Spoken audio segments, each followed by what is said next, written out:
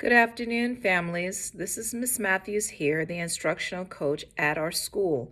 So I'm coming on today to make you guys aware that inside of your child's maroon folder, Tuesday's folder, is a very important letter that is written with information front as well as back pertaining to the Read to Succeed Act.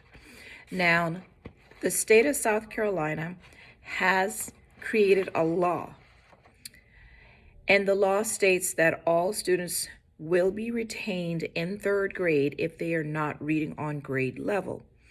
And the reason why third grade was selected was because that once they move beyond third grade, they are going to begin encountering more complex texts, which requires them to have reading skills that's going to help them to become independent readers.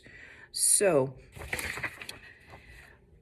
you should have already met with your child's teacher. We had reading conferences, we had student data conferences last week. Some of you may also still be in process of having that to happen this week.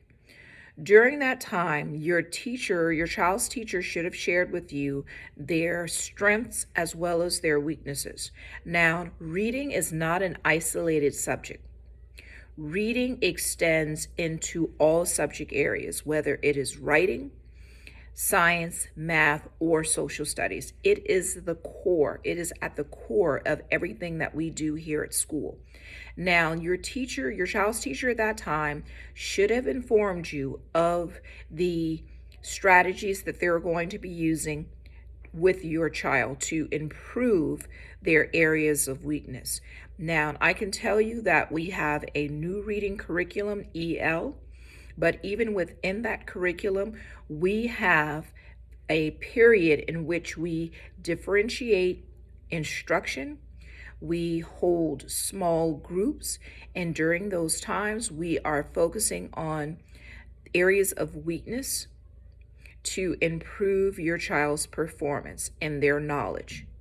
We also offer intervention for those children who, based upon their iReady tests, scored below grade level, that they go outside of the classroom for a period of time in which they work with an interventionist to improve their reading skills. Those children, if your child has been identified, whether in second grade or in third grade, please make sure, parents, that your child is immersed into reading. Make sure that they are reading daily. Make sure that you assign someone, if not yourself, to even read with them. I'm sharing resources on Class Dojo for parents to either strengthen help their child with their reading or well as their math. So one of the things this letter states is the background of Read to Succeed. It clearly states the law. It talks about the good clause exemption, in which if your child in grades, by the time they get to the third grade, has already been retained, then that's a good clause exemption. If your child has an IEP plan, that is a part of the good clause exemption. If your child is an ESOL learner, that is a part of the good clause exemption, whereas they will be identified on the Read to Succeed, but they will not be retained in third grade based upon the Read to Succeed law. So it talks about the expectations of students in third grade. Second graders, the reason why the letters are sent to you is a head start. So think about your conversation with your classroom teacher, second grade teacher, and begin to make sure, monitor, help, read with, getting them the support that they need so that by the time they get to the third grade, they will not be seen as a below level reader and then is earmarked for the Read to Succeed retention. So if you have any questions after having read this letter from the district representative, contact your child's teacher, contact the school, and we will be available to help you with answer any questions you may have.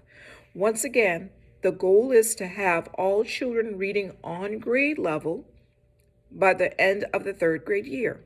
Now, there is also a summer reading program, whereas if a child does not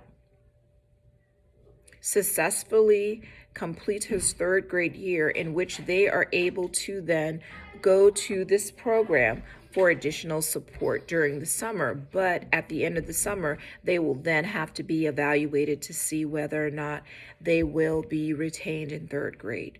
Remember, the objective is if a child is not reading on third grade by the time they get to the fourth grade, it is only going to set them further behind, because they're going to be encountering more complex texts in which they will have to be able to understand, comprehend what they have read. So once again, read through the notice. If you have any questions, please contact your child's teacher here at Minnie Hughes or contact me, Miss Matthews. Have a great day. Thank you.